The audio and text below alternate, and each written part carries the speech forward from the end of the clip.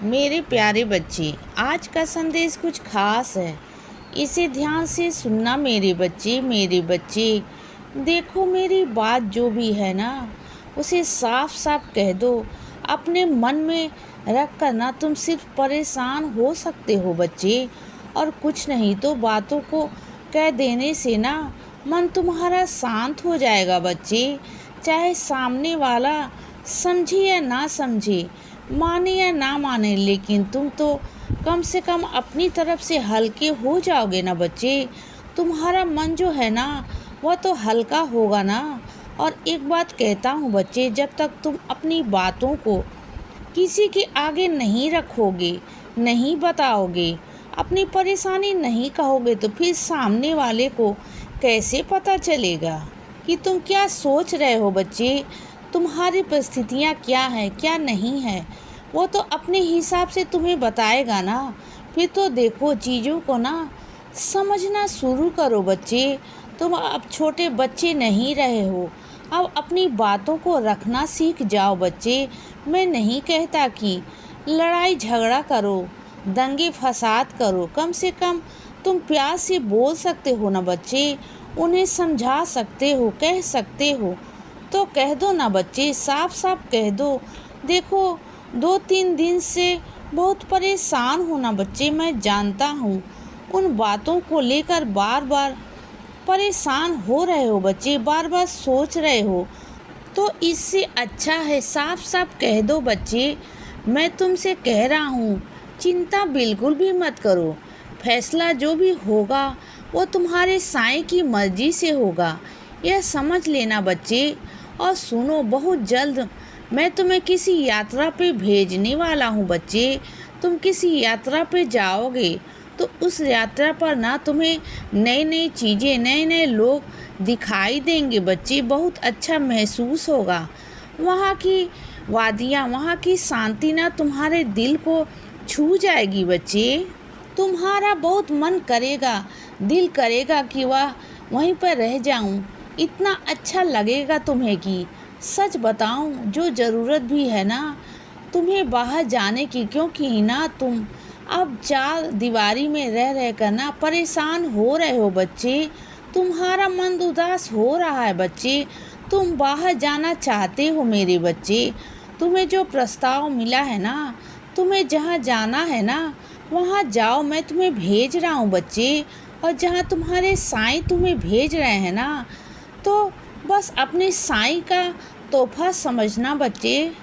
और एक बात कहूँ बच्चे, और एक मज़े की बात बताऊँ, तुम जहाँ जा रहे हो ना, वो जगह पता है कौन सी है, जहाँ पर तुम हमेशा से जाना चाहते थे बच्चे। तुम्हारा हमेशा से मन था कि मैं वहाँ जाऊँ, और तुम्हें मौका नहीं मिल पा रहा था बच्चे। देखो, तुम्हारे साईं ने तुम्हारे लिए वो मौका भी ढूंढ लिया है बच्चे, तुम्हारे रास्ते भी बना दिए हैं। बस तुम्हें जाने की तैयारी करनी है बच्चे, बस तुम तैयारी कर लो बच्चे बस। और तुम जिसके साथ जाने वाले हो वो भी बहुत अच्छा इंसान होगा बच्चे, तुम्हारा बहुत साथ देगा, तुम्हारी बहुत मदद होगी बच्चे।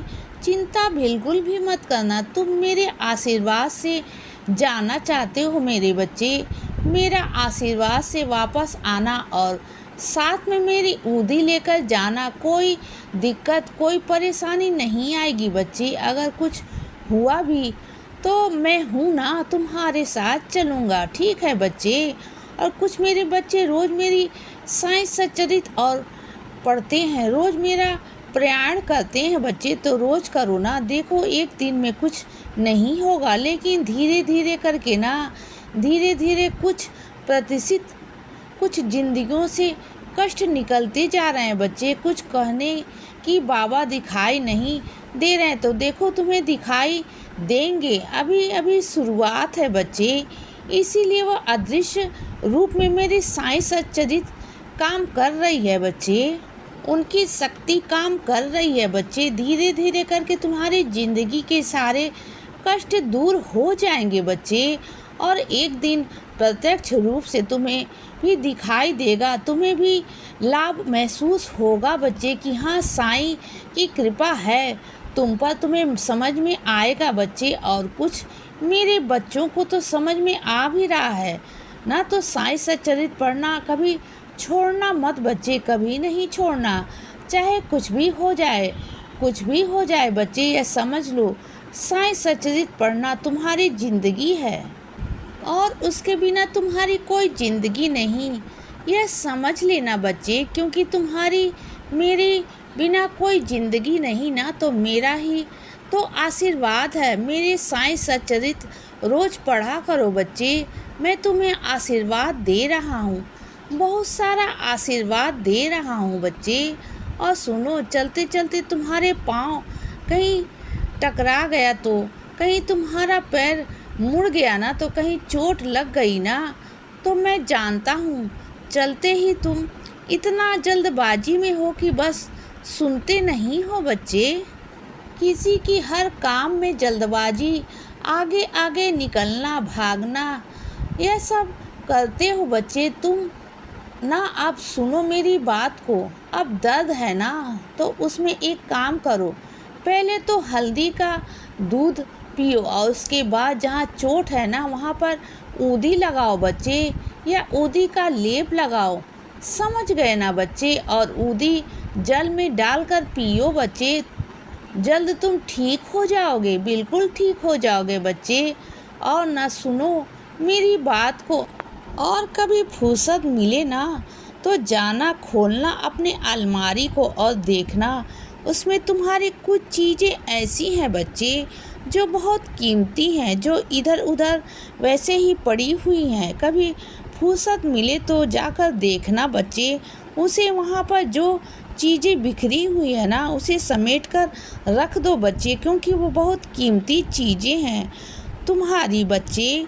मैं जानता हूँ कि तुम बहुत व्यस्त रहते हो, लेकिन फिर भी फुर्सत निकाल कर ना उन सब चीज़ों को ठीक करने की कोशिश करना बच्चे, तुम्हारे लिए ही अच्छा होगा, ठीक है ना। और सुनो बच्चे, किसी की कलम तुम्हारे पास आ गई है उसे वापस कर देना बच्चे, क्योंकि ना किसी की कलम को अपने पास में नहीं रखते हैं, ठीक है ना। तो किसी की और की कलम को ना वापस कर देना, वो तुम्हारे लिए ठीक नहीं है बच्चे। अपनी कलम का इस्तेमाल करो, ठीक है बच्चे। सुनो, रोना बंद कर दो। देखो कभी कभी ना कुछ लोग गलत वक्त में मिल जाते हैं, ऐसा नहीं कि इसमें तुम्हारी गलती है बच्चे, नहीं तुम्हारी गलती नहीं है, बिल्कुल भी नहीं है।